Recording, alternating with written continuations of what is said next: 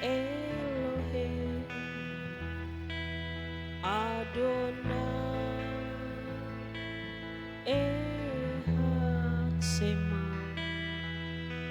Sema Israel.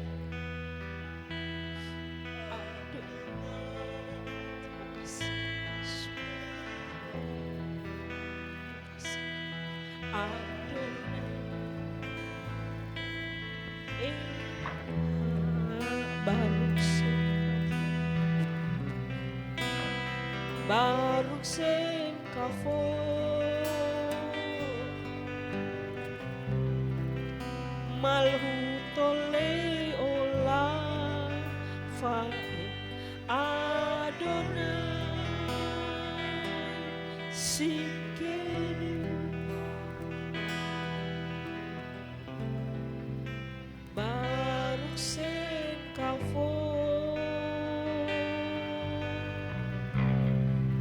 Malchut Olei Olam Faed Adonai Sikenu Sema, Sema Israel, Adonai Elohim, Adonai Ehad Sema Israel, Adonai Elohim, Adonai Ehad.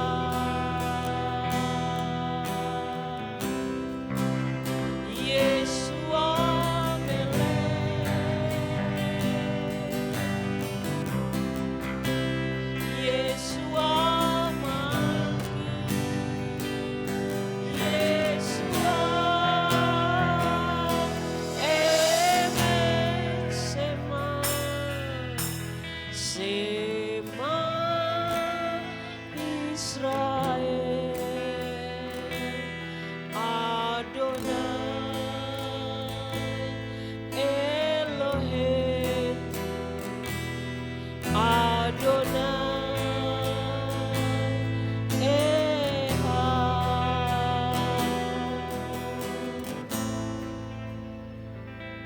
Pembacaan hukum 10.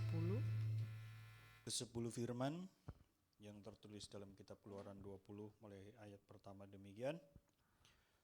Lalu Elohim mengucapkan segala firman ini. Akulah Yahweh Elohimmu yang membawa engkau keluar dari tanah Mesir, dari tempat perbudakan.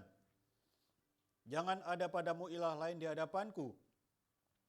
Jangan membuat bagimu patung yang menyerupai apapun yang ada di langit di atas, atau yang ada di bumi di bawah, atau yang ada di dalam air di bawah bumi. Jangan sujud menyembah kepadanya atau beribadah kepadanya, sebab aku, Yahweh, Elohimmu, adalah Elohim yang cemburu, yang membalaskan kesalahan bapa kepada anak-anaknya, kepada keturunan yang ketiga dan keempat dari orang-orang yang membenci aku. Tetapi aku menunjukkan kasih setia kepada beribu-ribu orang, yaitu mereka yang mengasihi aku dan yang berpegang pada perintah-perintahku. Jangan menyebut nama Yahweh Elohimmu dengan sembarangan, sebab Yahweh akan memandang bersalah orang yang menyebut namanya dengan sembarangan. Ingatlah dan kuduskanlah hari Sabat. 6 hari lamanya engkau akan bekerja dan melakukan segala pekerjaanmu. Tetapi hari ke-7 adalah hari Sabat Yahweh Elohimmu. Maka jangan melakukan sesuatu pekerjaan engkau, atau anakmu laki-laki, atau anakmu perempuan, atau hambamu laki-laki, atau hambamu perempuan, atau hewanmu, atau orang asing yang di tempat kediamanmu. Sebab 6 hari lamanya Yahweh menjadikan langit dan bumi, laut dan segala isinya, dan ia berhenti pada hari ke-7. Itulah sebabnya Yahweh memberkati hari Sabat dan menguduskannya. Hormatilah ayahmu dan ibumu, supaya lanjut umurmu di tanah yang diberikan Yahweh Elohimmu kepadamu. Jangan membunuh, jangan berzina, jangan mencuri, jangan mengucapkan saksi dusta tentang sesamamu, jangan mengingini rumah sesamamu, jangan mengingini istrinya, atau hambanya laki-laki, atau hambanya perempuan, atau lembunya, atau keledainya, atau apapun yang dipunyai sesamamu. Amin.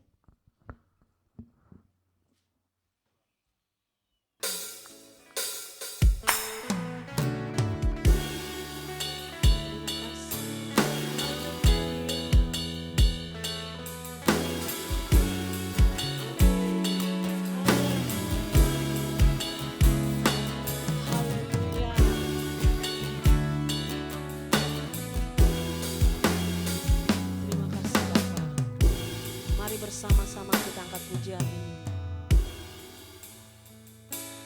Kau Tuhan yang setia, amin. Bapa yang mulia, kasih-Mu Tuhan besar. Kau pulihkan hidupku, Kaulah harapan, amin. Hidupku dalam-Mu, katakan terima kasih. Terima kasih Tuhan, Kau selamatkan, Kau selamatkan hidupku. Dengan apa kan ku balas semua segala kebaikan, amin. Genap hatiku menyembah-Mu Yesus, ku bersyukur padamu. Haleluya, oh haleluya, haleluya. Terima kasih Tuhan Yesus, Engkau sungguh baik bagi kami.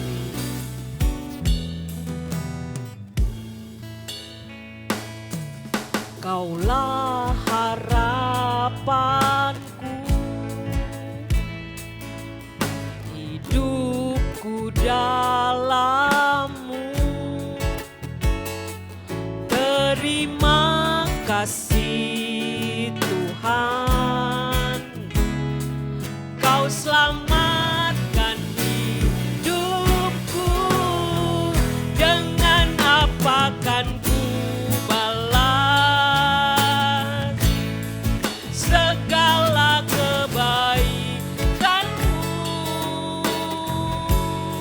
Segenap hatiku menyembah-Mu Yesus, ku bersyukur padamu. Dengan apa kan ku balas segala kebaikan-Mu. Segenap hatiku menyembah-Mu Yesus, ku bersyukur dengan apa ku balas, dengan apa kan, amin. Dengan apa kami balas segala kebaikan-Mu Bapa. Semua yang kami miliki berasal daripada-Mu. Segenap hati kami mau memuji-Mu Bapa. Kami mau menyembah-Mu Yesus. Ku bersyukur padamu. Dengan apa kan ku balas segala kebaikan-Mu. Segenap hatiku menyembah-Mu Yesus,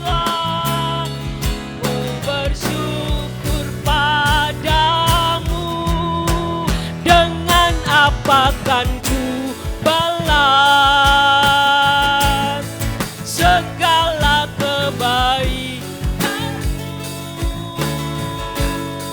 segenap hatiku menyembahmu Yesus.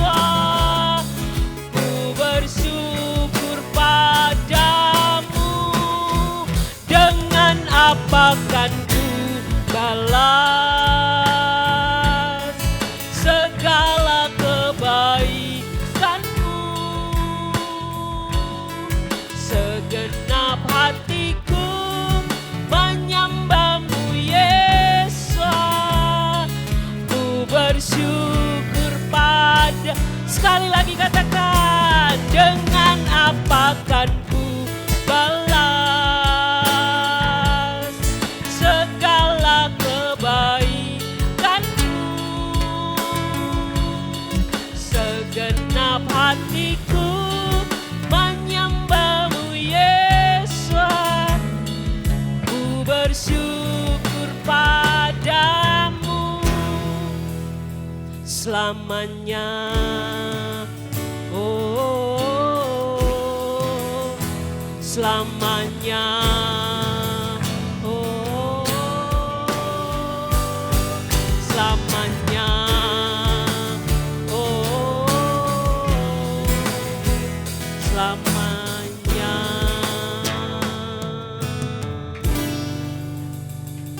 Haleluya. Kita akan masuk dalam doa pembukaan.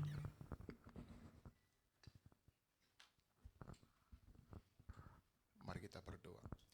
Bapa Sorgawi, Elohim Yahweh yang kami sembah, di dalam nama Yesus HaMashiach kami bersyukur Bapa, kami boleh masuk di hari Sabat, hari kudus, hari mulia, hari kenikmatan ini Tuhan. Bapak, Engkau lihat anak-anak-Mu yang datang dari berbagai penjuru, baik yang jauh maupun yang dekat, tujuannya sama. Kami ingin diberkati di dalam ibadah ini Bapa. Dan kemudian berkat damai sejahtera itu boleh kami pulang ke rumah kami masing-masing. Terima kasih Bapak atas penyertaan Tuhan sepanjang 6 hari kami melakukan segala aktivitas kami di dunia ini Bapak. Kami mungkin melakukan pelanggaran yang menyakitkan hati Tuhan dan menyakitkan hati sesama kami. Terlebih dahulu kami mohon diampun belas kasihan Tuhan supaya kami menjadi layak. Terima kasih Bapak, Engkau lihat kami semua Bapak. Bapak, kami juga mohon dalam ibadah kami ini Bapak. Sekiranya sahabat-sahabat kami mengalami sakit penyakit atau kelemahan tubuh, kami taruh di dalam tangan Tuhan, pulihkan Bapak. Darah-Mu yang sudah tercurah di kayu salib mengalir dalam tubuh kami masing-masing yang menderita sakit penyakit dan kelemahan tubuh, sehingga kami boleh kembali pulih seperti sedia kala, sebagaimana Engkau menciptakan kami sempurna. Terima kasih Bapak yang baik. Bapak, kami juga bermohon kepada sahabat-sahabat kami yang tidak dapat hadir di rumah ibadah ini karena satu dan lain hal, karena pekerjaan, karena tugas lain. Bapak, kami taruh dalam tangan Tuhan juga. Bapak, mari halaukan hambatan itu sehingga pada sahabat yang akan datang boleh bersama-sama dan kami beribadah di tempat ini. Bapak, yang berkat yang sama juga buat mereka pun juga nantinya melihat, menonton rekaman dari ibadah kami ini. Berkat yang sama juga buat mereka semua. Bapak, kami juga sadar ketika kami tidak bersekutu dan Engkau kuasa kegelapan, dia tak pernah tinggal diam. Dia akan berusaha mengganggu hati dan pikiran kami dan juga tempat ini.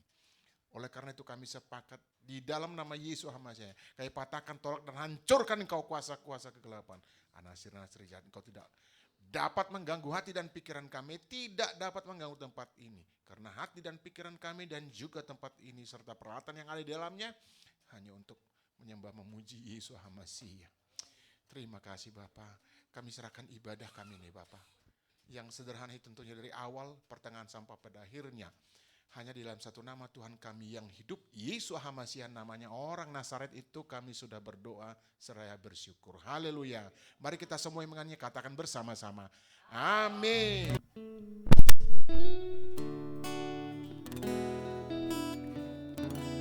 Majelis Bapak Yakub Saban, mari kita siapkan hati kita. Haleluya. Bersama-sama kita angkat pujian ini. Sungguh besar setiamu,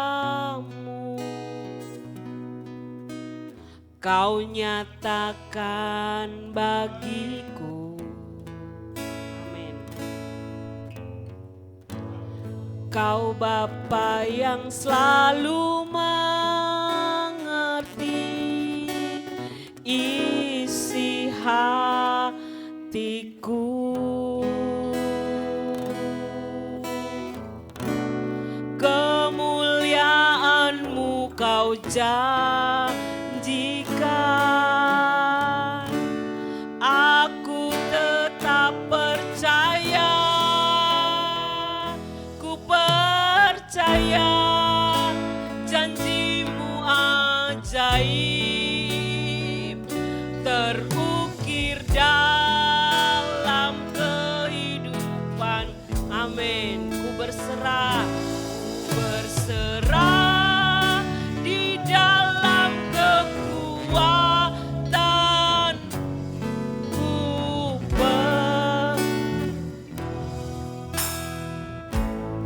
Sekali lagi, sungguh besar setiamu, sungguh besar setiamu. Kau nyatakan bagi kami, Kau nyatakan bagiku. Kau Bapa yang selalu mengerti, Kau Bapa yang selalu mengerti isi hatiku. Amin. Kemuliaan-Mu Kau janjikan, aku tetap percaya, ku percaya janji-Mu ajaib terukir dalam kehidupanku. Ku berserah di dalam kekuatan-Mu, hanya Kau segalanya bagiku. Ku percaya janji-Mu ajaib terukir dalam kehidupanku. Ku berserah di dalam kekuatan. Ku percaya, ku percaya janji-Mu ajaib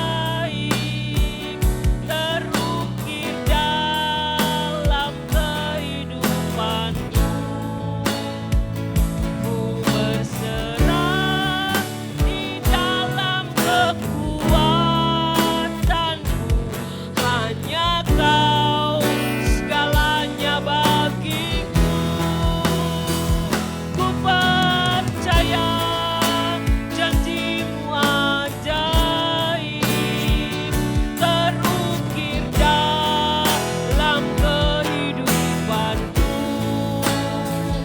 Ku berserah di dalam kekuatanmu.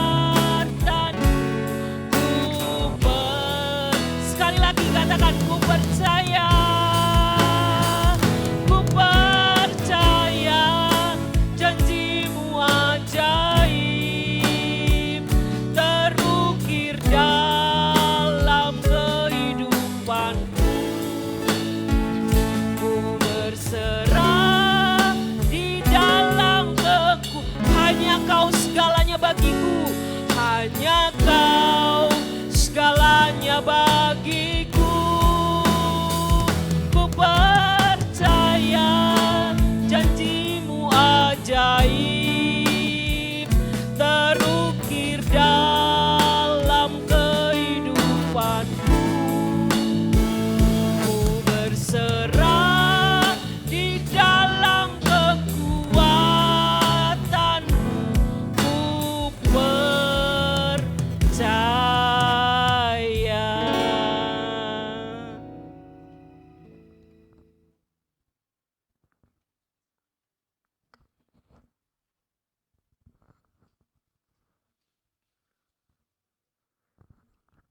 Mari kita berdoa.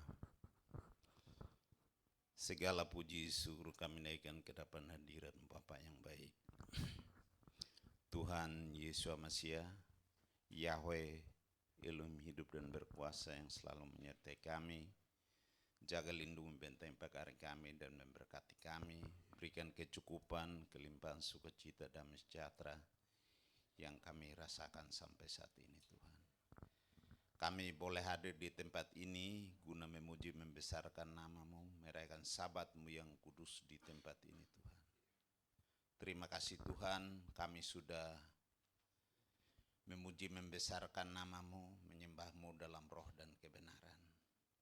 Bahkan Tuhan, kami sangat bersyukur karena Tuhan kami boleh mau untuk mendengarkan firman kebenaran-Mu Tuhan. Kami yang hadir saat ini Tuhan, perbarui kehidupan kami, pribadi lepas pribadi. Bahkan menempati hati, tubuh, jiwa, roh kami dengan roh kebenaran-Mu Tuhan. Hingga apapun yang kami pelajari boleh datang daripada-Mu sendiri Tuhan. Terima kasih Tuhan, terima kasih Bapa. Hamba yang mau menyampaikan firman kebenaran. Hamba-Mu adalah manusia biasa yang penuh dengan noda dan dosa. Tapi datang kepada-Mu, sucikan, kuduskan hamba-Mu hingga boleh layak di hadapan hadirat-Mu menyampaikan tentang firman kebenaran-Mu. Terima kasih Tuhan, terima kasih Bapa. Kami mau untuk belajar lebih jauh tentang kebenaran firman. Roh Kudus-Mu Tuhan yang memetraikan semuanya itu di dalam isi hati kami hingga kami boleh berjalan sesuai kehendak dan kemauan-Mu Tuhan. Karena kami yakin dan percaya Tuhan bahwa firman-Mu itu pelita bagi kami dan terang bagi jalan kami. Dan manusia hidup bukan dari firman saja, tapi bukan dari makanan saja, tapi dari firman yang keluar dari mulut Tuhan sendiri. Terima kasih Tuhan, terima kasih Bapa. Kami siap mendengarkan firman kebenaran. Haleluya, amin. Shalom. Sama-sama kita buka kitab kita di dalam Yesaya 6.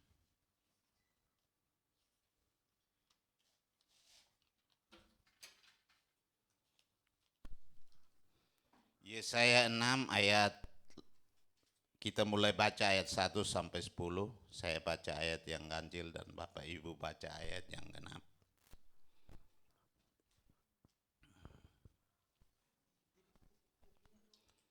Yesaya 6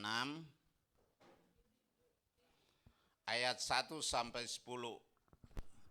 Yang sudah siap, kita bangun berdiri untuk kita baca bersama-sama. Saya baca ayat yang pertama dan selanjutnya ayat kedua, dan Bapak Ibu baca ayat yang genap, saya baca ayat yang ganjil. Yesaya mendapat panggilan Elohim. Dalam tahun matinya Raja Uzia, aku melihat Yahweh duduk di atas takhta yang tinggi dan menjulang, dan ujung jubahnya memenuhi bait suci.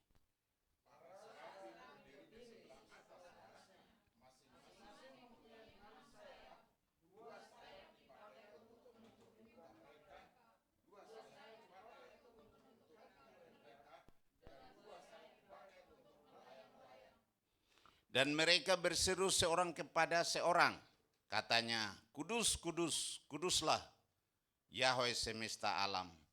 Seluruh bumi penuh kemuliaannya.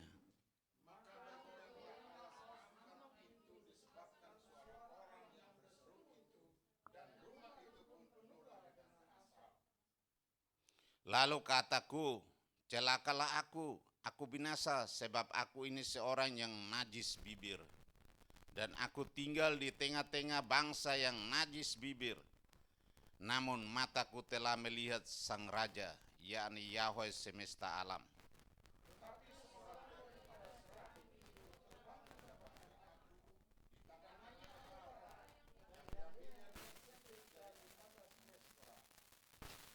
Ia menyentuhnya kepada mulutku serta berkata, lihat, ini telah menyentuh bibirmu, maka kesalahanmu telah dihapus dan dosamu telah diampuni. Lalu aku mendengar suara Tuhan yang berkata, siapakah yang akan aku utus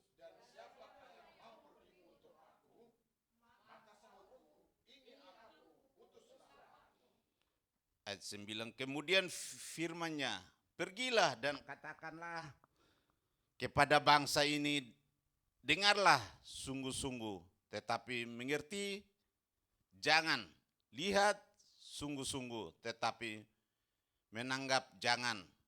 Buatlah hati bangsa itu, ya sama-sama, buatlah hati bangsa ini keras, dan buatlah telinganya berat mendengar, dan buatlah matanya melekat tertutup, supaya jangan mereka melihat dengan matanya, dan mendengar dengan telinganya, dan mengerti dengan hatinya, lalu berbalik dan menjadi sembuh.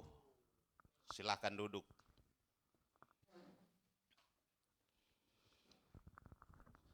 Salam Bapak Ibu. Sangat berbahagia karena kita boleh hadir di sini. Jangan melihat kita seberapa yang ada, tapi dengan satu tujuan, kita mau untuk berkenan kepada Tuhan. Ya kan? Ya, kita berdoa juga buat teman-teman kita yang tidak hadir, sempat hadir saat ini. Mungkin ada yang sakit atau ada pun ada hambatan, kesulitan, atau apapun juga, supaya saat-saat yang akan datang kita boleh bersama di tempat ini merayakan Sabat yang kudus. Sesuai dengan judul yang saya kasih, yaitu suara Tuhan atau suara Yahweh. Ya, Tuhan kita itu Yahweh namanya. Kalau presiden kita namanya Prabowo, wakil presidennya Pak Gibran. Jadi orang kadang-kadang tidak mengerti aja arti Tuhan. Ini orang-orang, jadi kalau ke bahasa Kupang bilang Wisneno. Wisneno itu punya nama sebutan untuk raja yang tertinggi. Neno itu langit kalau bahasa timurnya. Usi itu raja. Jadi Wisneno raja yang tertinggi di langit. Ya itu berarti dia punya nama. Dia punya namanya itu siapa? Iya kan? Nama itu siapa? Namanya Tuhan kita. Yahweh. Nah, itu nama Tuhan kita. Dan nama itu diberikan dengan salah satu tujuan supaya kita mengerti. Iya kan? Mengerti siapa pencipta, siapa namanya. Jadi kita ini adalah orang-orang yang dipanggil Tuhan. Nah, sekarang kita katakan kita dipanggil Tuhan. Bapak Ibu pernah mendengar suara Tuhan? Suara Tuhan. Suaramu ku dengar. Jadi kalau orang dunia bilang jangan suka dengar suara Tuhan, nanti dipanggil pulang. Telah dipanggil pulang, istilah kan? Telah dipanggil pulang bapak ini dipanggil pulang, tapi dia bunuh diri. Benar nggak tuh? Nah, jadi kadang-kadang orang mencari jalannya sendiri. Nah, terus ada yang bilang hidup bersama para kudus, iya kan? Dia mati bunuh diri tapi dia bilang hidup bersama para kudus. Iya. Jadi firman Tuhan itu ada yang bisa mencari jalannya sendiri. Tapi ada yang dipanggil Tuhan. Nah ini kita cerita orang mati ini. Saat Yesaya dipanggil Tuhan, saat itu Raja Uzia mati. Dan saat itu Yesaya mendapat penglihatan. Raja Uzia itu adalah raja yang paling paling termuda di dalam kerajaan Yehuda. Dia memerintah pada waktu dia berumur berapa tahun? Ya? 16 tahun. Dia berumur 16 tahun udah jadi raja. Memerintah selama 52 tahun. Sesudah itu dia mati dan digantikan oleh siapa anaknya? Anaknya Yotam. Itu anak dari raja itu. Jadi kalau ke dulu tuh kan raja itu harus turun temurun. Jadi kayak Daud. Daud. Tapi Saul tidak. Karena dia, kenapa dia tidak? Dia tidak mendengarkan suara Tuhan. Dia menantang Tuhan. Tuhan bilang begini, dia cari lain. Tuhan bilang boleh membunuh bangsa ini, tapi jangan jarah barangnya. Iya kan? Jadi harus dengar suara Tuhan. Kalau firman-Nya bilang begini, jangan lain lagi. Jadi usia itu raja termuda. Dia bermerintah pada umur 16 tahun. Dan dia menjadi raja selama 52 tahun. Sesudah itu dia mati. Karena kenapa dia mati? Dia mati juga ada sesuatu yang sebenarnya dia bertentangan dengan Tuhan. Orang bilang masuk ke apa? Ke bait Tuhan. Jangan membawa ukupan. Karena dia adalah suku mana? Dia bukan suku Lewi. Iya kan? Dia suku siapa? Suku apa Pak Dahlan? Yahuda. Dia suku Yahuda. Yang berhak untuk membawa ukupan itu yaitu suku Lewi. Dia mau, dia bawa. Akhirnya dia mendapat apa? Kusta. Dia kusta sampai pada akhir hidupnya. Nah, sesudah itu dia digantikan oleh Yotam anaknya. Kalau bapaknya namanya siapa? Amasya. Itu bapak dari Usia itu namanya Amasya. Amasya itu jadi raja, sesudah itu Usia menggantikan dia. Sesudah itu Yotam menggantikan Usia. Nah itulah waktu zaman. Jadi Yesaya itu dipanggil bukan untuk menjadi raja. Tapi untuk menjadi hambanya. Tapi kalau kita baca dari ayat pertama, dia bagaimana penglihatan dia waktu saat itu kan. Dia melihat Tuhan. Bapak Ibu pernah melihat Tuhan? Jadi Tuhan menampakkan diri itu dengan macam cara. Kalau kita lihat kesaksian, jadi kita dituntun untuk sampai kepada satu saat itu banyak hal yang sebenarnya kita harus lewati. Iya kan? Kalau kita lihat panggilan, iya kan? Yusuf aja. Bagaimana dia menceritakan tentang mimpinya. Jadi itu cara panggil Tuhan, lewat mimpi.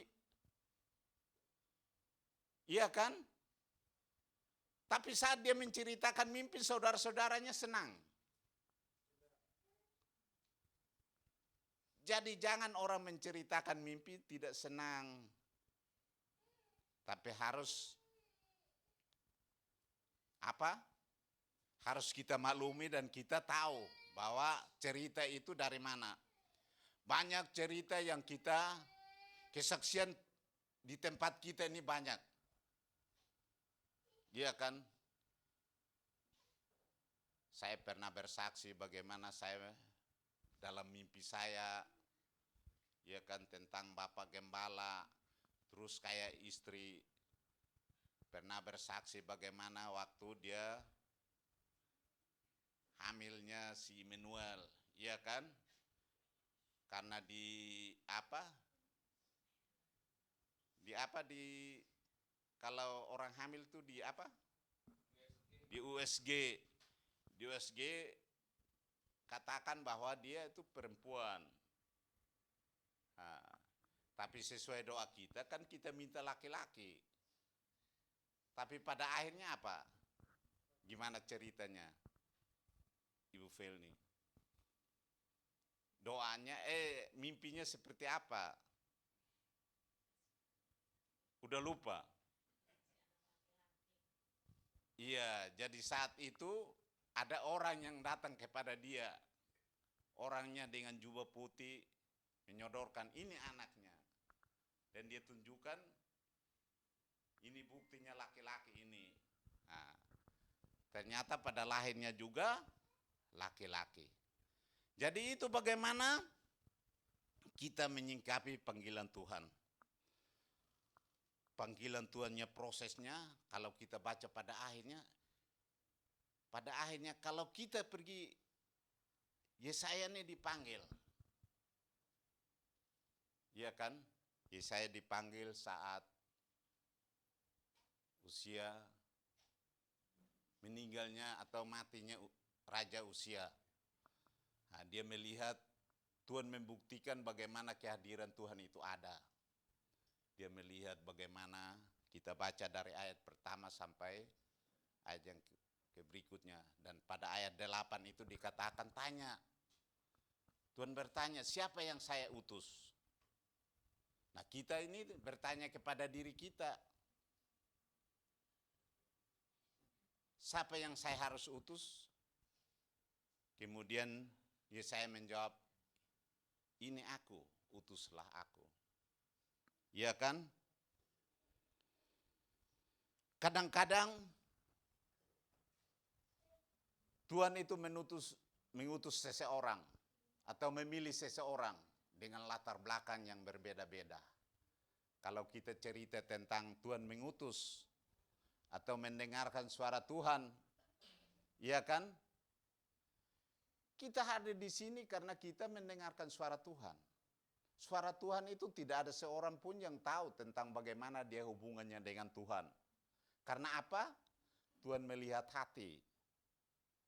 Apa yang kita pikirkan saat ini? Apa yang kita rencanakan untuk pekerjaan Tuhan? Apa yang kita harus jalani? Ketika Yusuf menceritakan mimpinya, saudara-saudaranya iri. Masa dia seperti ini? Akhirnya dia sampai harus masuk istana, harus masuk penjara, masuk sumur, masuk penjara, dijual, ya kan? Baru bisa sampai istana. Bapak Ibu mau jadi masuk istana? Mau enggak? Ibu Sutia mau enggak? Iya, tidak ada yang mustahil bagi Tuhan. Kadang-kadang kita berpikir kan, masa saya bisa harus jadi. Tapi kalau kehendak Tuhan itu tidak ada seorang pun yang tahu. Kalau kita cerita, kita lihat presiden kita yang dulu, yang lalu kan, Pak Jokowi. Bagaimana kalau kita lihat kisah ceritanya dia, kehidupannya. Pertama dia tinggal di bantaran kali sampai rumahnya digusur, dia tinggal sama orang. Nah,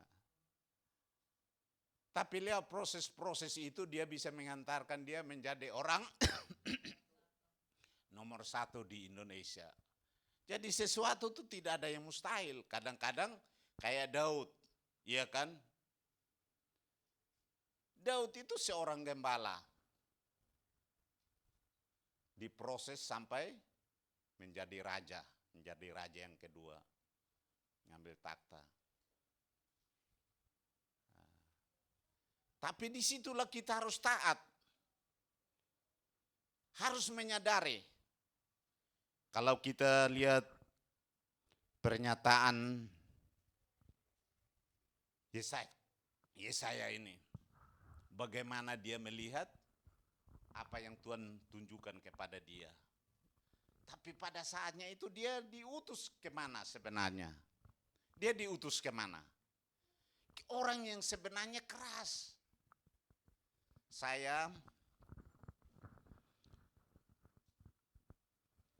Kalau kita sendiri, kita yang penyembah nama Yahweh.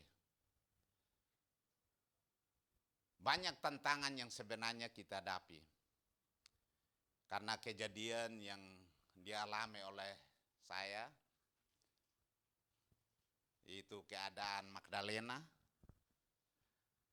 Di situ juga banyak yang istilahnya menghakimi, ya kan? Ah, kenapa harus gini-gini sampai kayak gini? Bahkan orang bertemu dengan ini berkata demikian, kamu jangan ikut itu. Itu udah menjadi penyesat.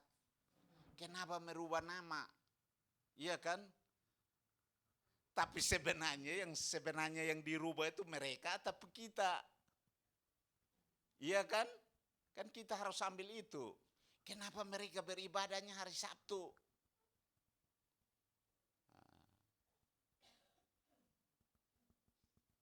Dan bukan di sini saja, di mana kita ada tuh pasti ada. Pasti ada pertanyaan seperti itu. Saya yakin dan saya tahu juga pasti Bapak Ibu pun demikian. Tapi bukan satu hal yang sebenarnya membuat kita untuk mundur. Kita harus pakai moto yang ada. Tidak kompromi, tapi tidak radikal. Tahu tidak kompromi? Tidak kompromi itu berarti kita berjalan sesuai jalurnya. Jadi bukan menjadi tidak radikal, berarti kita tidak keras. Harus penuh kasih. Kita tidak boleh memaksakan orang. Tetap kita menyatakan apa yang benar, apa yang tepat, dan apa yang sesuai dengan apa yang ada, apa yang tertulis.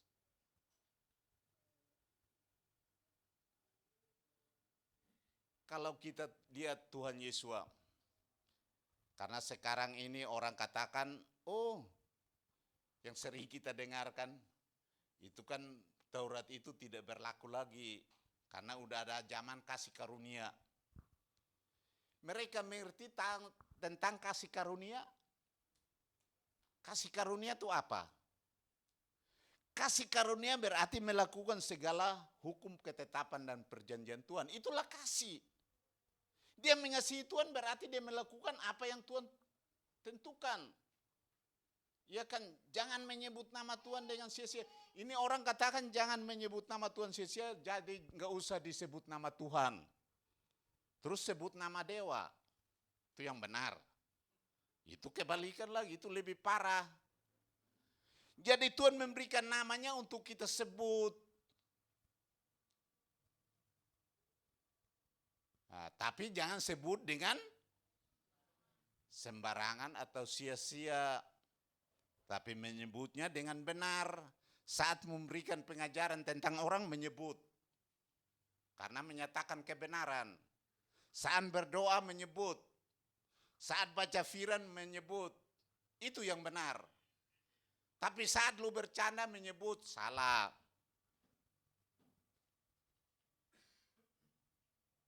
Saat lu buat ini menyebut. Sampai bersumpah dengan itu. Itu salah. Jadi yang perlu kita katakan jangan menyebut dengan sembarangan atau sia-sia. Nah, itu yang penting. Nah, disinilah kita mau melakukan seperti apa.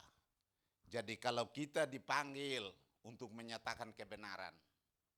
Saya ini tidak dari dulu tidak pernah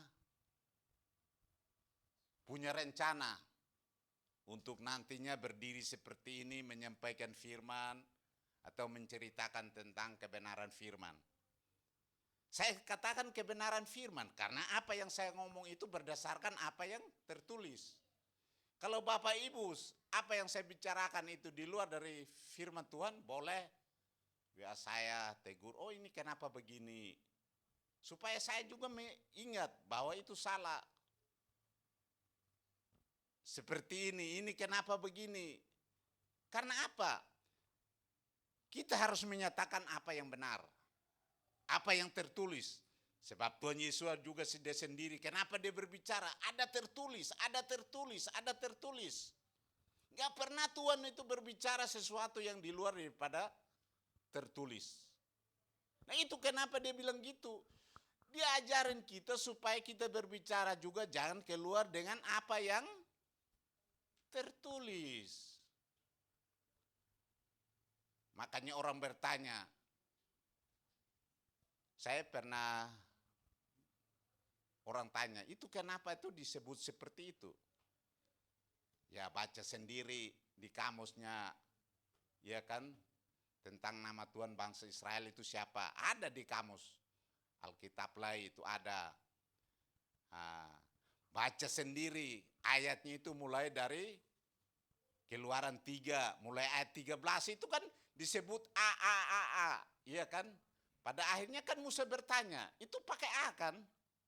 Tapi Musa, kalau mereka bertanya kepada saya, siapa namamu? Nah itu kalau nama dia ya kenapa dia tanya lagi? Iya kan? Di ayat 14, 15 itu dia tanya. 14 itu tanya. 15 itu jawaban. Inilah namaku dan sebutanku. Turun dia suruh sebut. Kok kenapa enggak bilang disebut?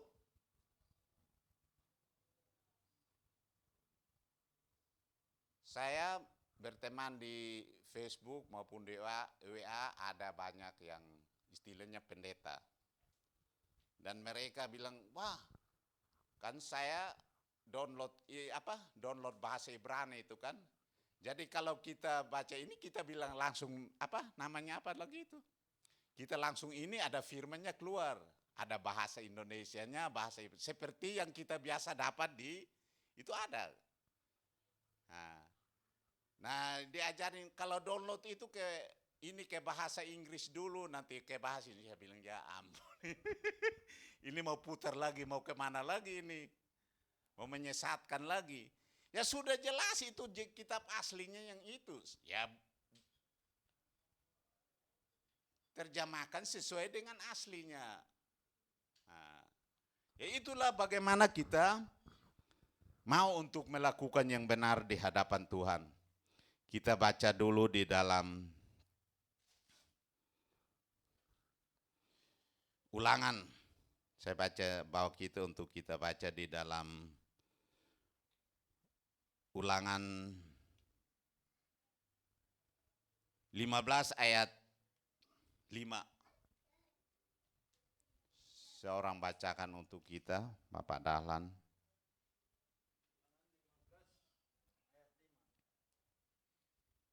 Asal saja engkau mendengarkan baik-baik suara Tuhan Elohimmu dan melakukan dengan setia segenap perintah yang kusampaikan kepadamu pada hari ini. Ya, silahkan duduk.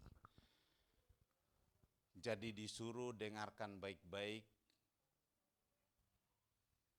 perintah atau firman Tuhan.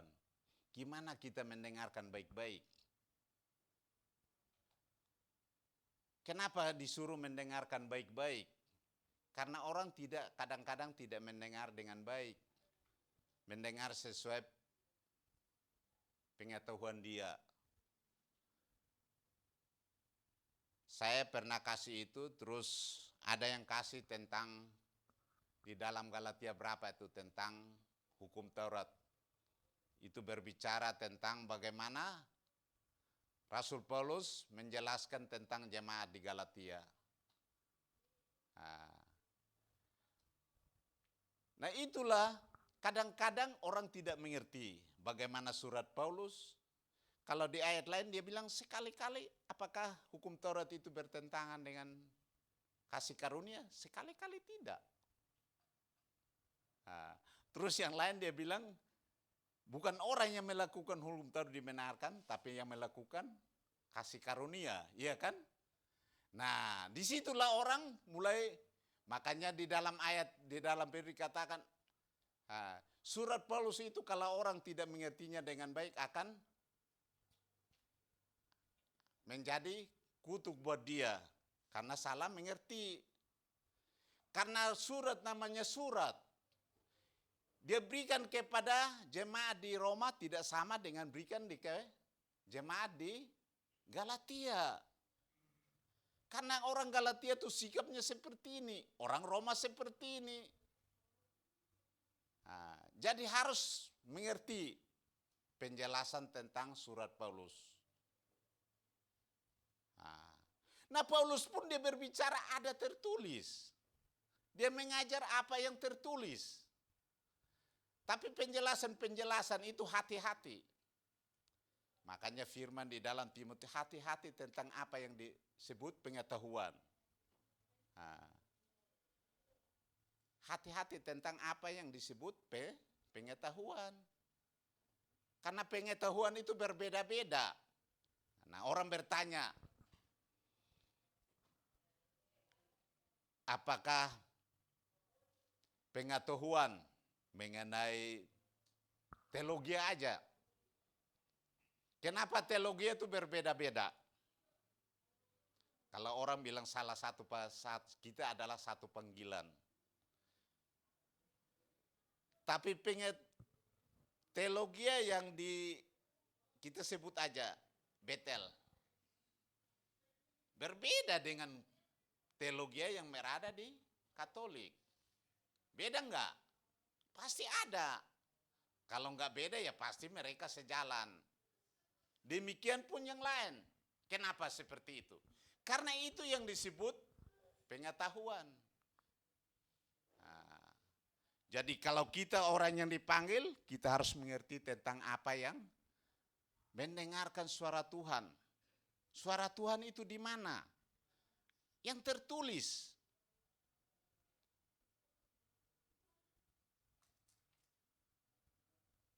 Jadi kita harus baik-baik mendengarkan firman Tuhan.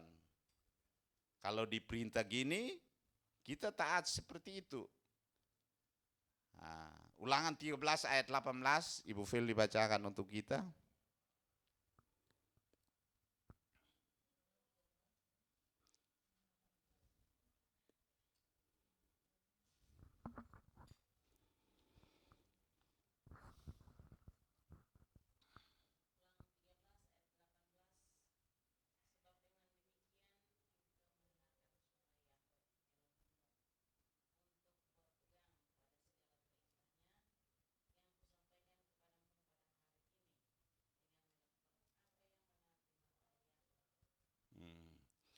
Mendengarkan baik-baik suara Tuhan. Suara Tuhan. Jadi seperti kita lihat Rasul Yesaya ini. Bapak Ibu kenapa hadir di sini? Karena mendengarkan suara Tuhan. Bapak Ibu kenapa memuji menyembah Tuhan? Karena mendengarkan firman Tuhan. Mendengarkan suara Tuhan, mau untuk melakukan yang benar. Kenapa Bapak Ibu harus berdoa? Karena mendengarkan firman Tuhan.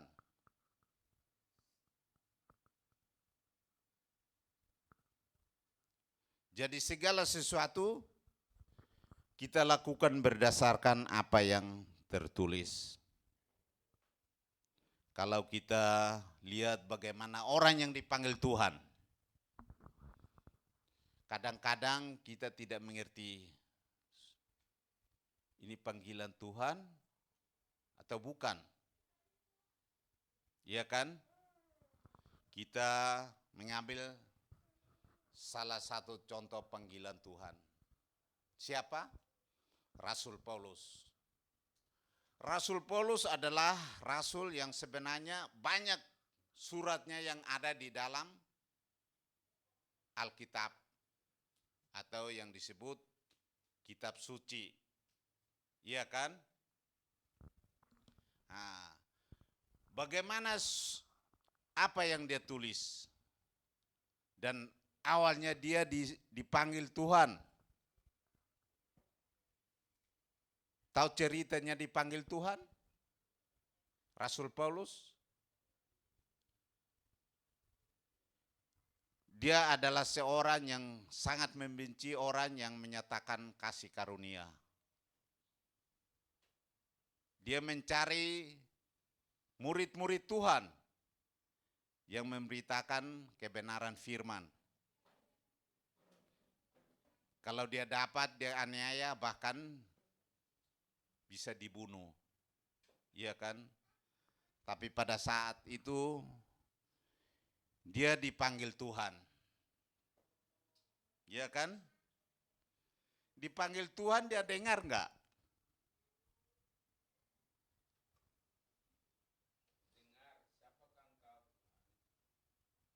Nah, jadi panggilan Tuhan kadang-kadang secara langsung. Secara langsung, ya kan? Kadang-kadang lewat firman-Nya.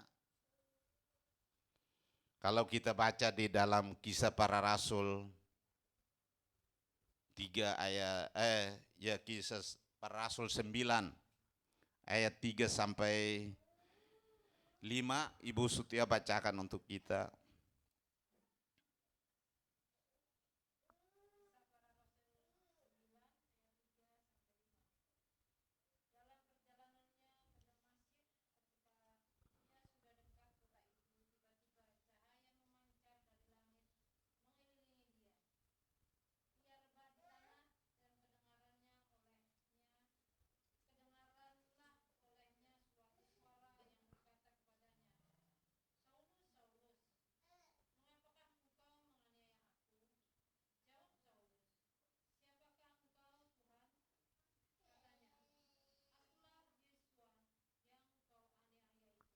Nah,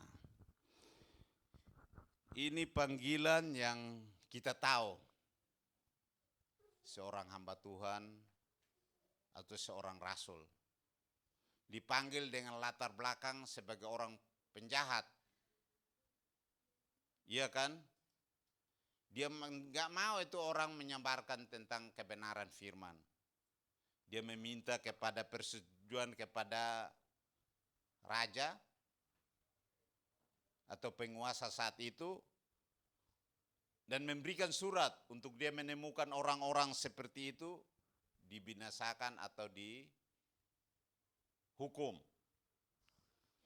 Tapi saat itulah, jadi bukan dia baru mulai dipanggil, tapi dia sudah banyak menganiaya orang-orang yang menyampaikan tentang kebenaran. Sekarang ini kita ini dalam ancaman. Pernah diancam? Pernah diancam enggak? Jadi tadi yang saya kesaksian, kita nih sekarang ini menyatakan bagaimana nama Tuhan yang benar, bagaimana beribadah yang benar, bagaimana melakukan baptisan yang benar. Karena apa? Karena ada yang tidak benar, makanya firman Tuhan katakan carilah dahulu kerajaan Tuhan dan kebenarannya. Makanya semuanya akan ditambahkan kepadamu. Kenapa disuruh cari dahulu kerajaan Tuhan dan kebenarannya? Karena ada kesalahan. Kesalahannya di mana? Firman Tuhan juga katakan mulai dari zaman Yohanes Pembaptis. Firman Tuhan itu orang berusaha untuk menyerong atau membelokkannya. Jadi tahu ada yang berusaha untuk membelokkannya. Makanya orang katakan, oh baptis harus begini aja udah cukup. Tapi Tuhan Yesus, aku memberikan satu teladan untuk kamu. Supaya apa yang aku lakukan, kamu pun lakukan seperti itu. Satu teladan, satu perbuatan, satu hakikat. Iya kan? Satu aturan yang pasti. Mereka katakan, oh tidak berlaku lagi itu. Tuhan sendiri katakan setitik. Iya kan? Atau seiota.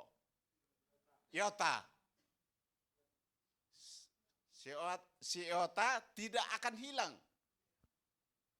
Tidak akan hilang. Jadi Tuhan kan jangan kamu menyangka kau datang untuk meniadakan hukum Taurat. Tapi aku datang untuk menggenapinya. Dia datang menggenapi, bukan menghilangkan. Nah orang pengertiannya itu menghilangkan, tidak berarti. Nah itu yang orang tidak mengerti kasih karunia. Kasih karunia ya itu tadi saya bilang, melakukan hukum ketetapan dan perjanjian Tuhan. Bukan melakukan hukum ketetapan dan perjanjian gereja, atau hukum, ketetapan dan perjanjian pendeta. Karena aturan dunia tidak sama dengan aturan Tuhan. Aturan gereja tidak sama juga dengan aturan Tuhan. Ada pertentangan-pertentangan. Makanya itu kita kenapa dipanggil. Besok kita minggu besok ya, kita ke Sarasehan. Jadi Sarasehan itu bukan buat jalan-jalan. Kadang-kadang pikir, kenapa ikut ya? Nah, iya kan?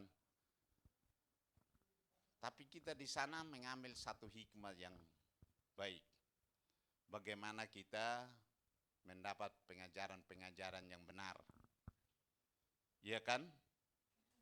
Pengajaran-pengajaran yang benar. Karena sesuatu yang ada yang belum kita paham itu, kita perlu ada penjelasan yang lebih jelas. Iya kan? Kenapa kita dari dulunya kita dari gereja yang ini dan kita berpindah dari ini? Karena itu kita mendengarkan suara Tuhan. Maka jangan jangan sampai seperti Rasul Paulus dulu. Iya kan?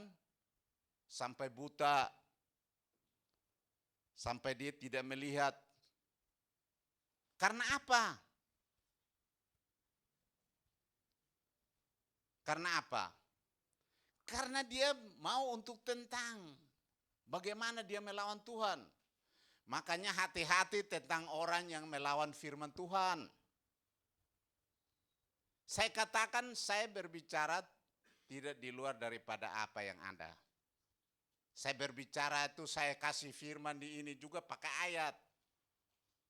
Supaya baca sendiri. Iya kan? Karena saya bukan orang pintar. Saya belajar dengan apa yang ada. Iya kan? Jangan sampai seperti Rasul Paulus baru bertobat. Iya kan? Nah, kalau enggak buta terus. Kalau buta terus gimana? Kalau dipanggil terus buta terus.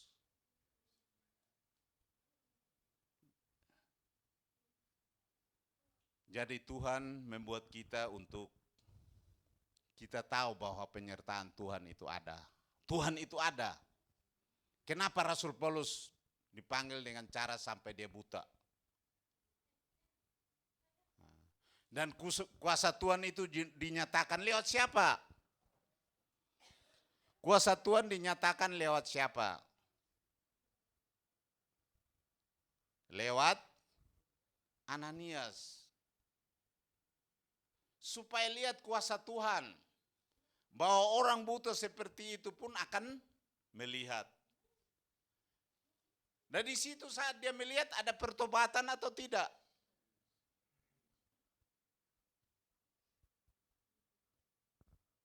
Ada pertobatan atau tidak? Coba baca Kisah Rasul 9 ayat 10. Pak Johnson bacakan untuk kita. 10 sampai 12. Ada kitabnya, Pak.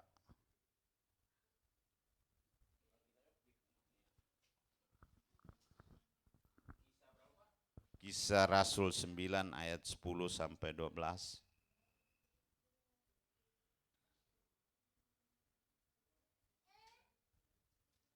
Kisah Rasul 9 ayat 10 sampai 12. Di Damsyik ada seorang murid Tuhan bernama Ananias. Firman Tuhan kepadanya dalam suatu penglihatan, "Ananias." Jawabnya, "Ini aku Tuhan."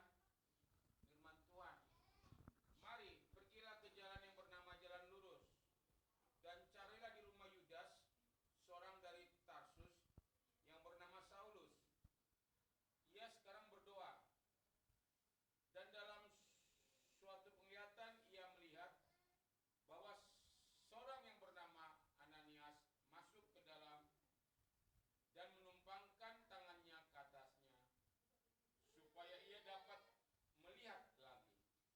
Ya, silakan duduk. Jadi panggilan Tuhan itu untuk menyatakan kuasa Tuhan. Iya kan? Kalau dari tadi yang kita baca, panggilan untuk Yesaya, Tuhan membuat orang yang melihat tapi tidak melihat. Iya kan? Kenapa begitu? Orang yang mendengar supaya dia tidak mendengar. Orang yang bisa berbicara supaya dia tidak bisa berbicara. Kenapa? Supaya kuasanya Tuhan itu dinyatakan. Kenapa saya bisa berbicara di orang yang istilahnya pendidikannya agak lebih tinggi dari saya? Pengetahuannya lebih tinggi dari saya. Kan dia bisa berbicara, dia pintar berbicara. Orang yang tentang pengalamannya lebih jauh. Orang tentang melihat mujizat Tuhan itu lebih ini. Makanya Tuhan itu membuat Ananias. Kenapa dia harus bertemu dengan Saulus? Supaya dia melihat ada apa? Kuasa Tuhan. Bapak Ibu mau melihat kuasa Tuhan? Mau melihat kuasa Tuhan? Berdoa. Supaya pelayanan Bapak Ibu itu dinyatakan supaya Bapak Ibu itu melihat kuasa Tuhan.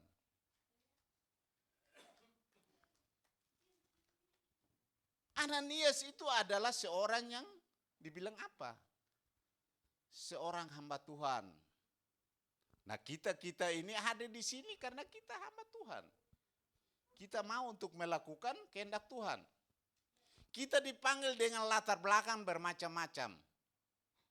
Ada yang dari gereja ini, ada yang dari agama ini. Kenapa? Kenapa begitu? Karena Tuhan mau mempergunakan kita untuk menjadi mana? Menjadi saksi. Menyatakan kuasa Tuhan. Di siapa? Di kita di sini doang? Enggak. Si Saulus itu berada di Damsyik. Tapi Tuhan menuntun Ananias supaya ke sana. Dan Paulus itu melihat lagi enggak?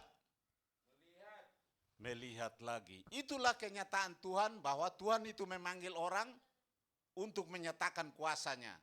Orang yang sekalipun kejahatannya sangat tinggi. Saulus dia bilang, siapa kamu Tuhan? Dia sudah tahu Tuhan tapi dia tanya. Iya kan?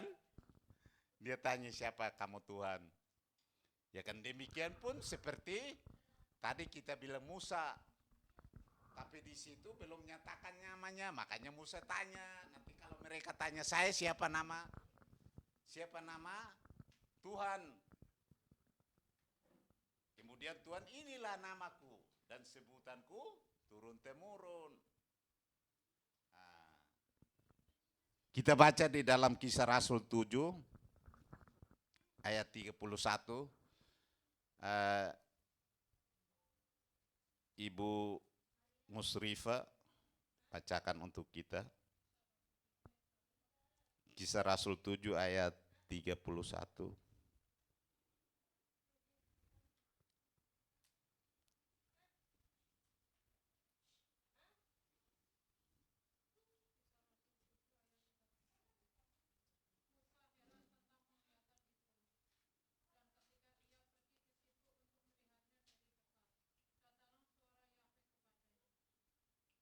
Ya, terus.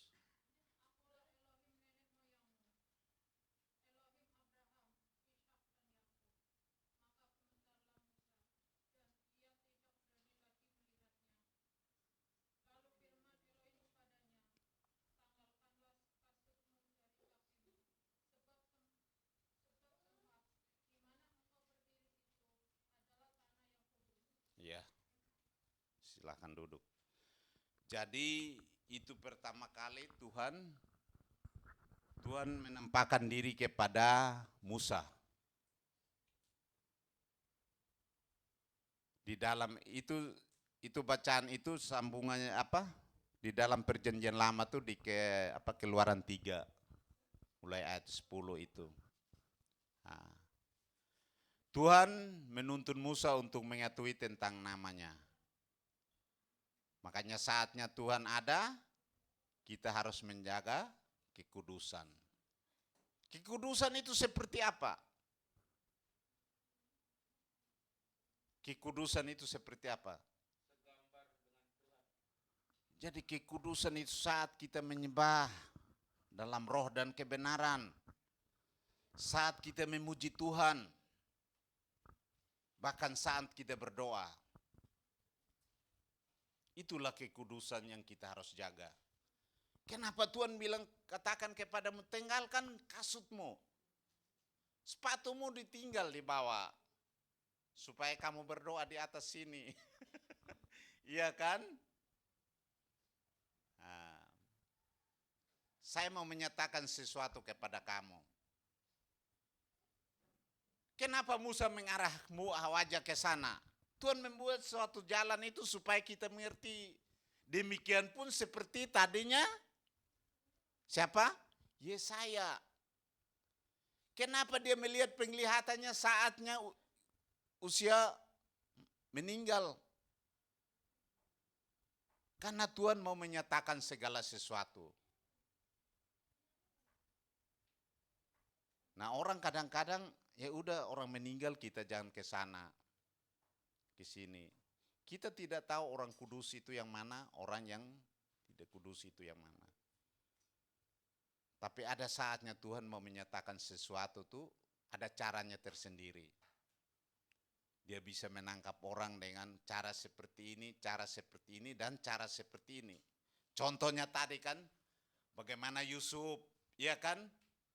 Bagaimana Paulus, ya kan? Ya kan, dengan cara Tuhan. Bagaimana Yesaya, dia sudah dipanggil tapi orang dibutakan dibuat matanya supaya jangan melihat. Supaya apa? Dia bisa menjelaskan. Kalau orang semua tahu tentang nama Yahweh, ya kita mau beritakan apa?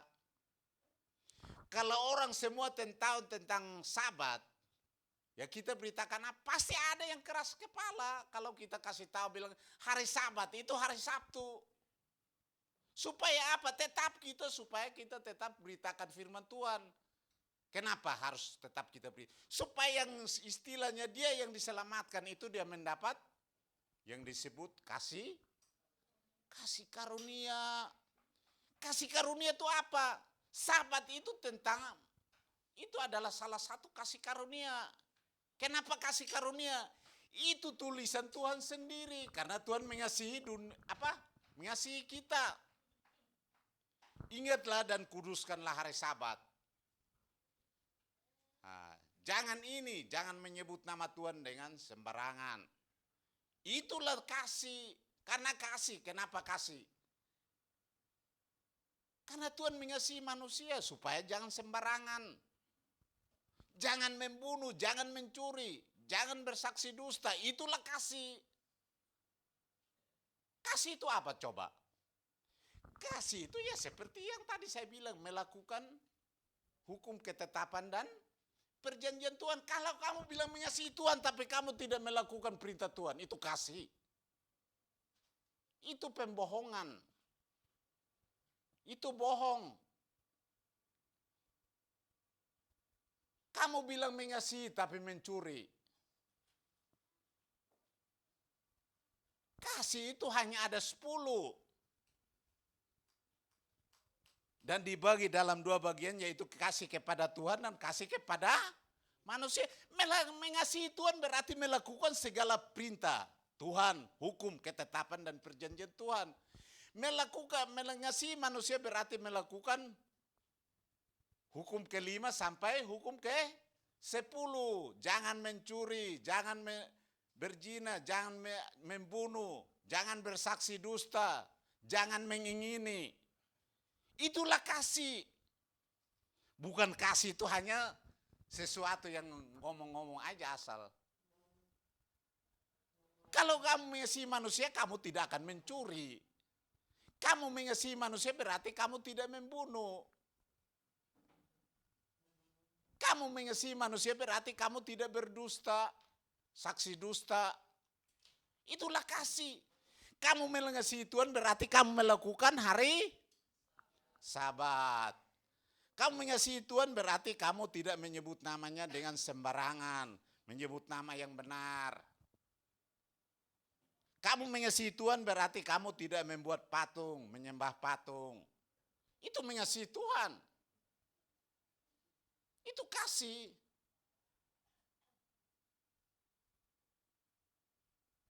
Bapak Ibu mau mengasihi Tuhan? Lakukanlah hukum ketetapan dan perjanjian Tuhan. Kita baca ayat yang terakhir.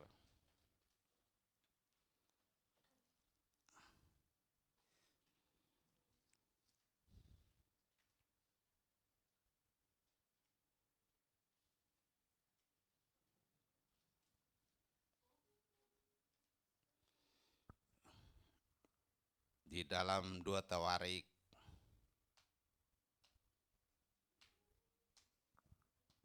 26 ayat 1, seorang bacakan untuk kita, Ibu Ratna.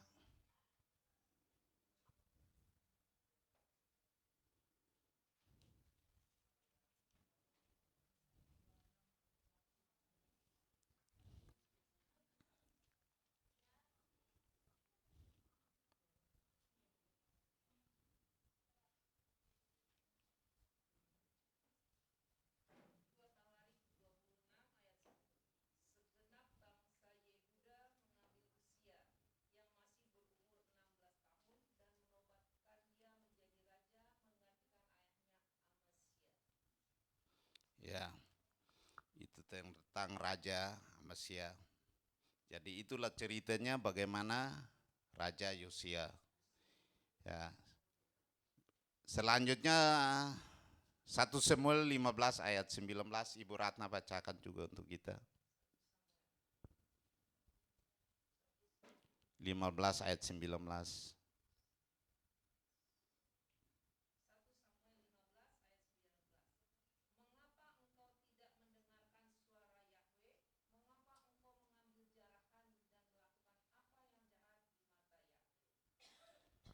Jadi itu terakhir, bagaimana kita mau mendengarkan suara Tuhan. Berarti tidak melakukan yang jahat. Iya kan? Melakukan yang baik. Raja pertama adalah Saul. Dan itu dinobatkan oleh Samuel. Iya kan? Menjadi raja. Tapi pada akhirnya dia melakukan sesuatu yang jahat di mata Tuhan. Jadi Bapak Ibu Saudara-saudara, mari kita melakukan sesuatu yang berkenan kepada Tuhan, di mata Tuhan. Yaitu melakukan hukum ketetapan dan perjanjian Tuhan. Yaitu yang disebut kasih karunia. Itulah hukum ketetapan dan perjanjian Tuhan, yaitu kasih karunia. Jadi carilah teman yang mendukung kasih karunia. Teman kasih karunia itu siapa dalam firman? Istri adalah teman kasih karunia. Ya, itu firman Tuhan. Ya kan? Mari kita sama-sama melakukan yang berkenan kepada Tuhan. Bapak Yahweh memberkati kita semua. Waktu saya kembalikan.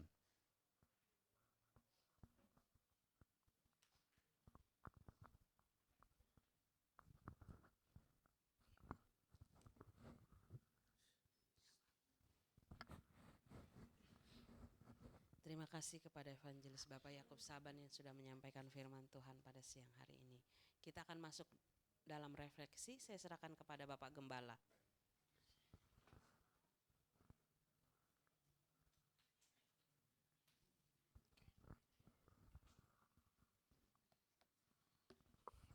kita berdoa.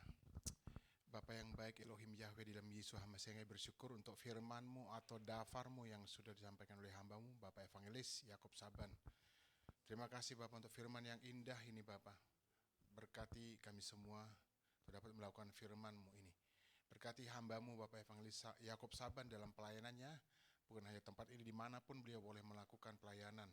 Berkati juga kesehatannya, berikan kesehatan yang sempurna buat beliau Bapak. Berkati juga pekerjaannya, apapun dapat dilakukan dalam kerangka untuk memenuhi kepenuhan keluarga, biar Tuhan campur tangan dalam kehidupannya. Berkati juga seluruh keluarga yang ada kami taruh dalam tangan Tuhan. Bapak yang baik, saat ini kami ingin menyampaikan sedikit atau menanggapi dari apa yang sudah disampaikan, yaitu berupa refleksi hamba-Mu yang tidak ada apa-apanya Tuhan. Izinkan untuk menyampaikannya sehingga kemudian kami nanti semua sama-sama diberkati, baik hamba-Mu maupun seluruh jemaat. Terima kasih Bapak, kami saat pemberitaan refleksi ini di dalam Yesus HaMashiach kami sudah berdoa seraya bersyukur. Haleluya. Amin. Sahabat Shalom, Bapak Ibu Saudara kasih, apa kabarnya? Siap diberkati? Amin. Tadi udah diberkati, berarti 2 kali berkat ya. 2 kali berkat, double berkat. Ini yang kedua, double porsi. Tadi yang menarik adalah, inilah aku, utuslah aku. Ya kan? Aku gitu. Bukan orang lain. Jangan katakan utuslah mereka, utuslah yang lain. Nanti seperti siapa? Yunus dimakan ikan.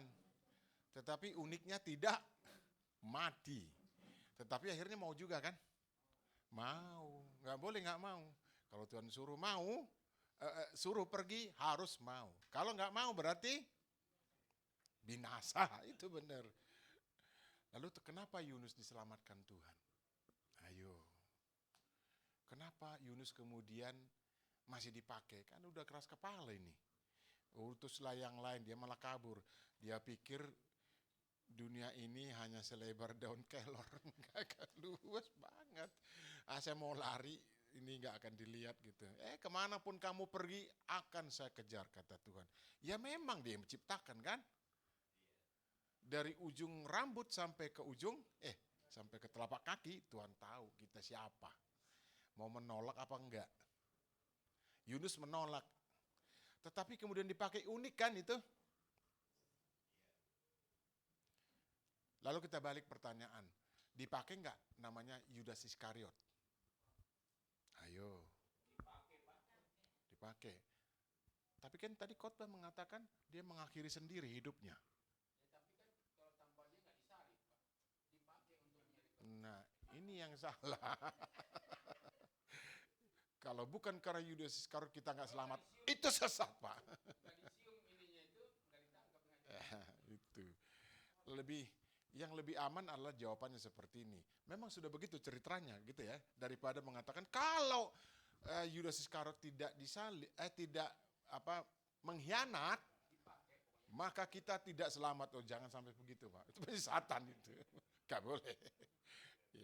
Yang jelas dua di dalam kitab suci yang berbeda nasibnya. Yang satu menolak tetapi dipakai tetap. Yang satu lagi awalnya setia lalu kemudian dipengaruhi oleh dunia ini dia menjadi binasa. Jadi kalau dikatakan ini aku utuslah aku, mau nggak Bapak Ibu? Mau, harus siap ya. Kalaupun saya nakal dikit ya seperti Yunus lah Bapak gitu. Jangan seperti si Yudas Iskariot yang binasa untuk selama-lamanya. Kan begitu. Ini aku utuslah aku. Itu perintah. Kalau kita diperintahkan mesti mau. Sekarang pertanyaannya begini. Apakah semua kita sudah menjalankan perintah Tuhan itu? Inilah utus aku gitu? Hampir ya. Itu jawaban yang benar, hampir. Nyaris.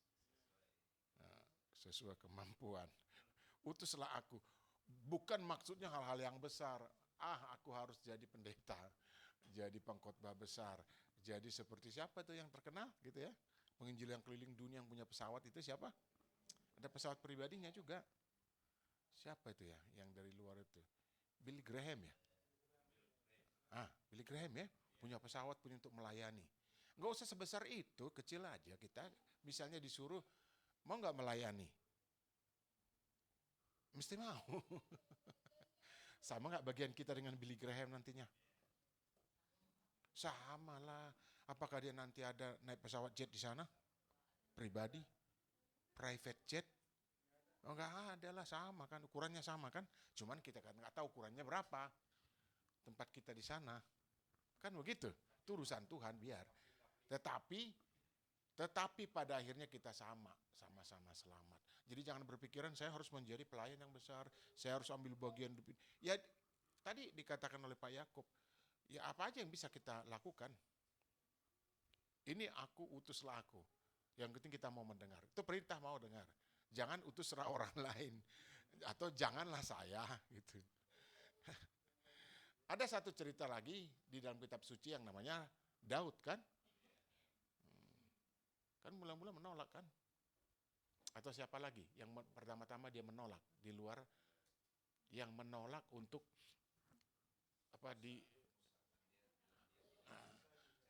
nah itu lebih kepada rendah hati sebenarnya. Karena Musa mengatakan, siapa aku?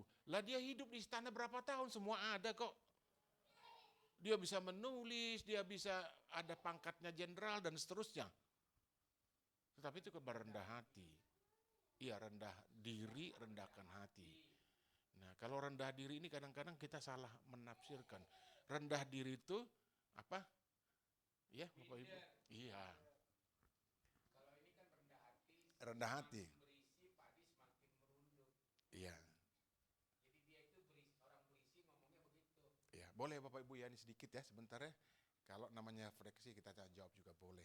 Kecuali khotbah itu satu arah ya.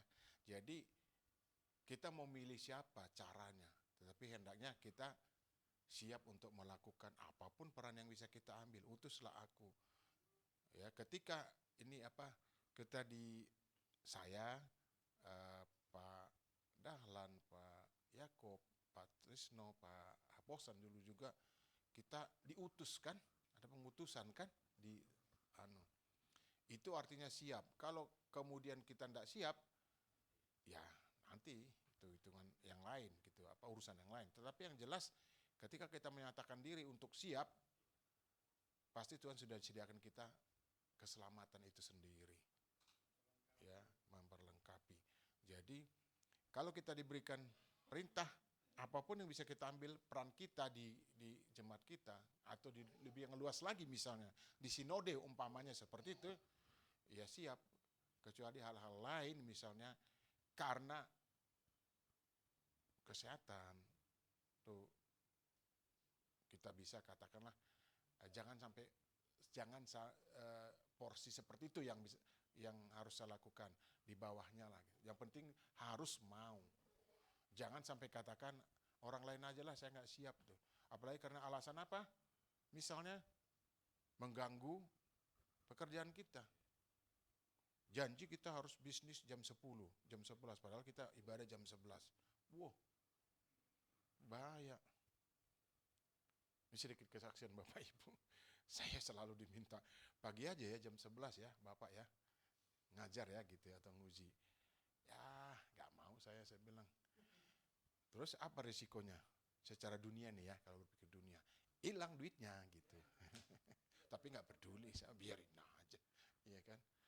Ini 3 orang Pak, nanti sore, kalau boleh sore, karena saya harus ibadah dulu, saya harus memimpin ibadah dulu. Karena itu adalah bekal saya, prinsip ya, betul prinsip, bekal saya ke depan. Kalau yang ini bekal untuk dunia, ya kalau itu lepas, mohon maaf nih, sekian, ya biarin aja lepas, kan begitu. Tapi kalau misalnya keadaan terpaksa ya, kita ada yang berduka cita di antara keluarga kita, apalagi yang dekat, kita nggak bisa ibadah, ya kita bersahabat sendiri, itu lain hal. Tetapi kalau karena pekerjaan, lalu panggilan kita, tugas kita, di mana kita sudah disuruh Tuhan untuk bekerja, melayani misalnya, kita sampai tinggalkan itu, wah, itu janganlah ya, gitu. Jangan sampai begitu. Kenapa? Ya, itu menolak tadi boleh nggak dikatakan itu menolak kasih karunia juga? Boleh ya, itu. Jangan sampai terjadi bahwa kita terganggu oleh karena kita ingin mendapat sesuatu yang sebenarnya bisa kita hindarkan. Gitu bahasa yang lebih aman begitu ya. Oh dapat sekian, terus kita harusnya beribadah, terus kita tinggalnya. Ya jangan, asal bodoh amat itu dong pekerjaan. Tetapi kalau misalnya ada bisa permintaan, saya jam 3 aja, jam 4 misalnya ngajar itu. Namanya kebajikan ya, berbuat baik ya. Ya silahkan aja. Kayaknya begitu. Kaitannya begitu. Jadi prinsip kita harus seperti itu Bapak Ibu. Ini aku utuslah aku, jangan sampai mengatakan jangan saya, orang lain aja. Ya, atau katakan itu bukan porsi saya. Nggak ada porsi, semua kita sama kok, dilahirkan itu sama kemampuannya. Cuman karena kita mungkin belajar atau bacanya lebih banyak, jadi lebih banyak yang kita ketahui itu aja kok. Sama semua kita dari lahir. Emang ada yang begitu lahir terus bisa bahasa Inggris, terus hafal kitab Kejadian sampai dengan Wahyu, ada nggak? Nggak ada, terus langsung gondrong gitu. Mohon maaf nih, enggak ada, sama. Jadi kalau Tuhan menyuruh kita, oh berarti kita istimewa, kan begitu. Tadi Pak ya katakan ada nggak? Pernah nggak mendengar panggilan Tuhan atau pernah bermimpi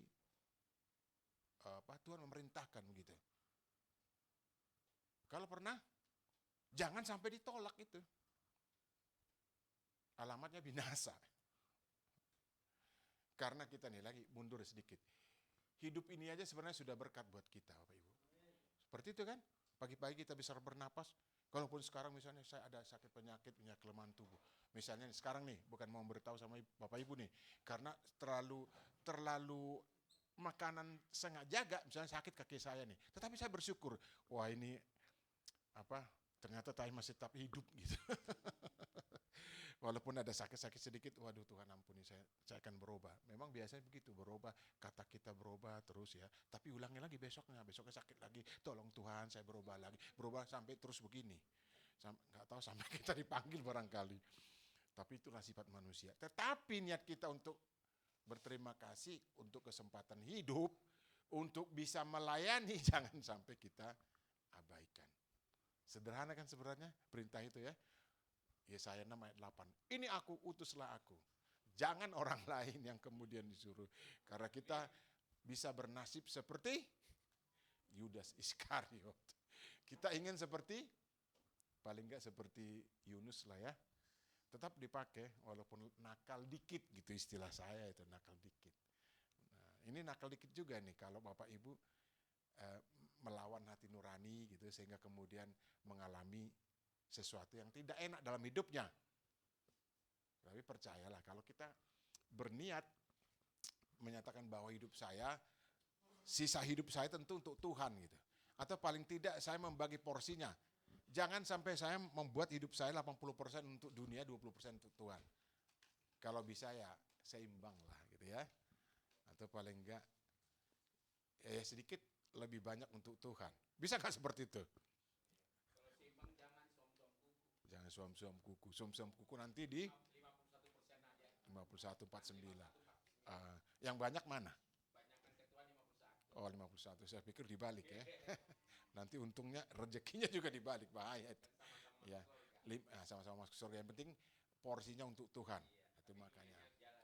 Oh ya, saya ada ditanya, mana bisa advokat jadi pendeta katanya. Kata siapa? Saya bilang, ini jujur nih Bapak Ibu, direkam nih.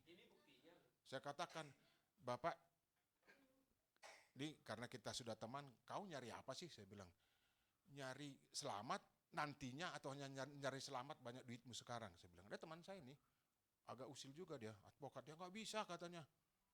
Saya bilang bisa. Kenapa? Kenapa bisa? Ya ini dia tadi itu. Ketika kita mau beribadah, ya beribadah aja, itu sudah untuk Tuhan. Ya. Itu kan kau urusin hukum dunia, yang ini hukum Tuhan. Ya lakukanlah hukum Tuhan, kan gitu. Semua ada waktunya. Ya, tadi kan Pak Yakub nih saya tarik lagi, kata Pak Yakub apa? Kebenaran. Dia bilang mengasihi Tuhan, dikit-dikit bohong. Kan itu tadi khotbahnya kan? Itu bagus, tapi bohong terus, bohong ditutupi kebohongan, bohong terus, itu jadi kebenaran. Buat dia, bukan orang lain. Ada ahli mengatakan nih, bukan ahli, Menteri Komunikasi Informasi, mohon maaf nih, Nazi kan, Hitler kan bilang, kebohongan yang terus-menerus akan menjadi kebenaran. Ya nggak begitu, bagi Tuhan bohong-bohong aja. Iya kan? Kan tadi Pak Yakob katakan begitu kan? Nah iya, kebenaran, iya itu. Bukan buat Tuhan. Jadi katakan, kasih karunia, tetapi terus bohong. Kasih karunia, apalagi? Ya main-main mata lah gitu ya. Kalau Pak, ya itu, kalau gembala kita yang dulu bilang, itu terlalu ini sih ya, terlalu sumir ya. Kalau lewat baju merah, ya ini baju merah misalnya, kalian nggak bisa dilihat, kan begitu. Masa nggak boleh saya lihat, mau dikemanain mata saya? Kan begitu. Kan begitu. Nah, jadi kalau dia mengatakan, kalau profesimu, pekerjaanmu ini, itu kayaknya bertentangan dengan firman Tuhan. Tidak, kita atur aja seimbang. Tadi Pak Johnson mengatakan 51-49. Lebih banyak untuk Tuhan. Nah, sering main di situ. Wilayahnya itu ya. Wilayahnya Pak. Nah itu. Jadi jangan mengatakan inilah saya, utuslah orang lain. Ini saya tapi utus orang lain. Alamat. Nah, kalau dipukul baru jalan. Ya memang umumnya manusia begitu. Kalau enggak kena masalah dia akan enggak berubah. Udah kena masalah juga kadang-kadang, ampuni saya Tuhan, ulangi lagi besoknya kambuh lagi ya. Nyindir nih ya. Ya, itu dia. Tetapi yang penting tadi seperti kata Pak John, ketika kita bersalah, minta maaf. Daripada sudah salah, ngotot lagi, merasa benar lagi. Aduh. Nah, itu Yudas Iskariot. Jadi yang benar, jadilah seperti Yunus, anak kecil. Selalu memaaf. Kadang-kadang selalu minta maaf ya. Jadi makanya kita disebut domba kan? Domba itu polos kan? Iya. Bukan menjadi kerbau, bukan. Meskipun ada teologi kerbau, ada loh. Meniru sifat kerbau, itu teologi yang diajarkan. Itu saya pelajari, itu kurikulum. Nah, tetapi jadilah domba. Sampai sekarang gak ada teologi domba. Aneh ya. Karena memang Tuhan sudah ajarkan itu, ngapain lagi di karang-karang manusia. Gitu.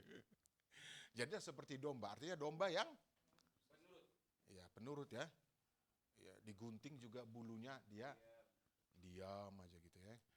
Berarti dia tidak, ya nggak ada ya, nggak ada. Atau jangan seperti kambing kan dikatakan kan. Kalau kambing dikit-dikit dia, ya nanduk dia kan begitu. Kalau domba nanduk nggak?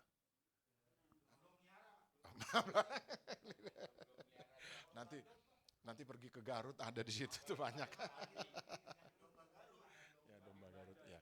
Nah, itulah Bapak Ibu ya. Jadi artinya untuk menambah tadi itu, inilah aku utuslah aku, jangan orang lain yang diutus.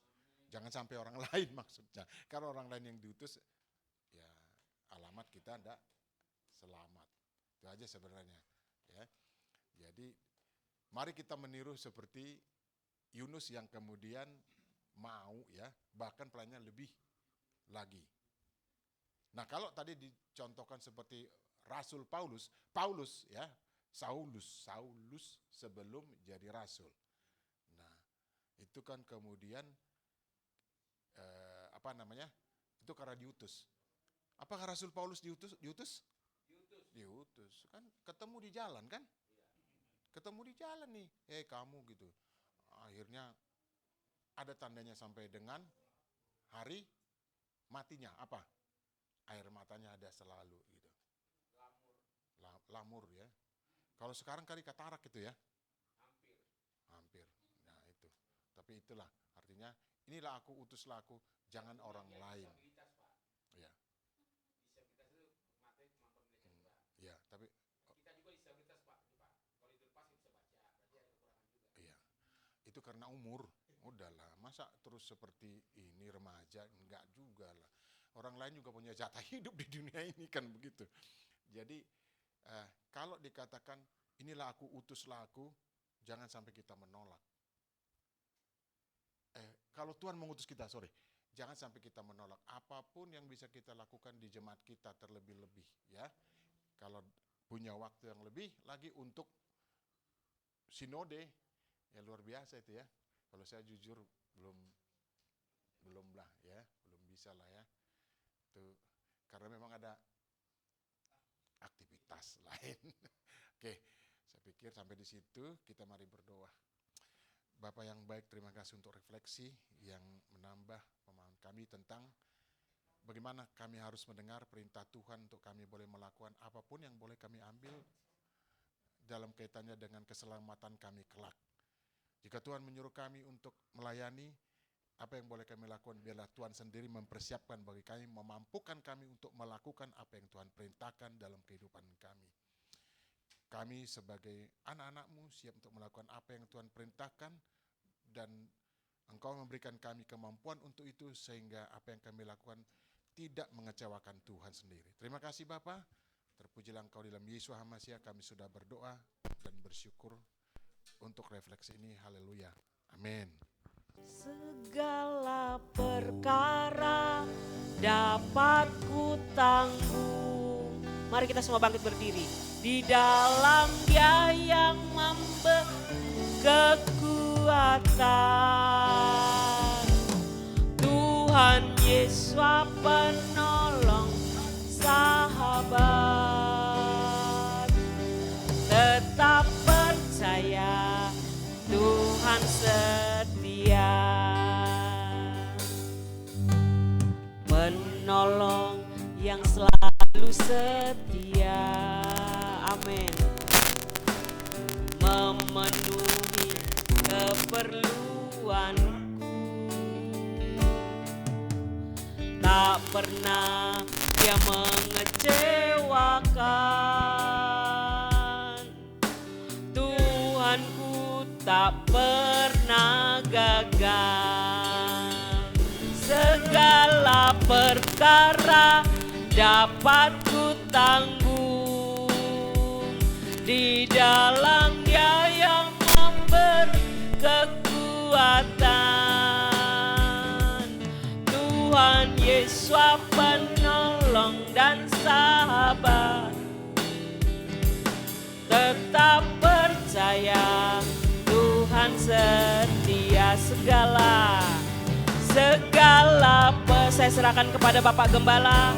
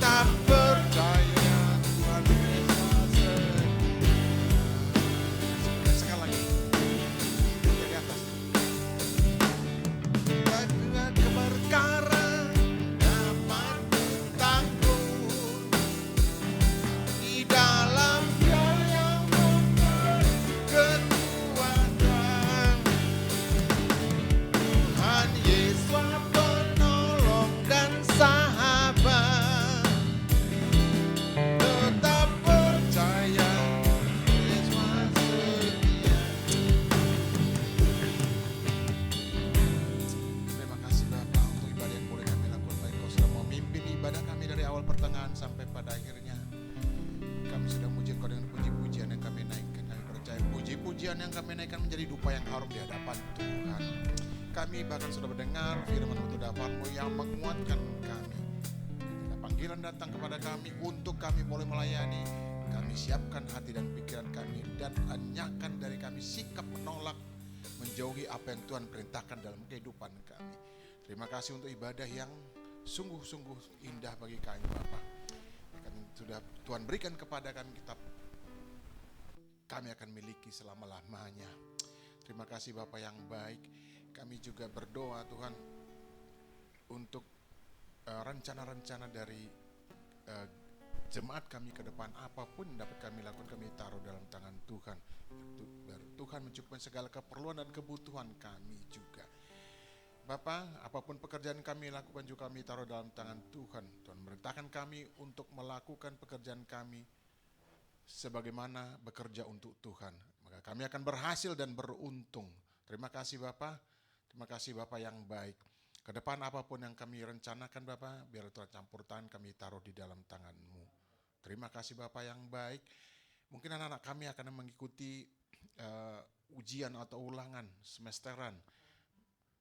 Mari Bapak, Engkau berikan hikmat buat mereka Bapak, supaya di dalam ulangan, ujian atau apapun yang mereka boleh ikuti Bapak, mereka berhasil mendapatkan yang terbaik dalam kehidupannya, menjadi terbaik di tengah-tengah lingkungannya. Anak-anak kami menjadi kepala dan bukan ekor. Terima kasih Tuhan. Bapak Ibu Saudara kekasih, mari kita angkat tangan kita untuk menerima berkat.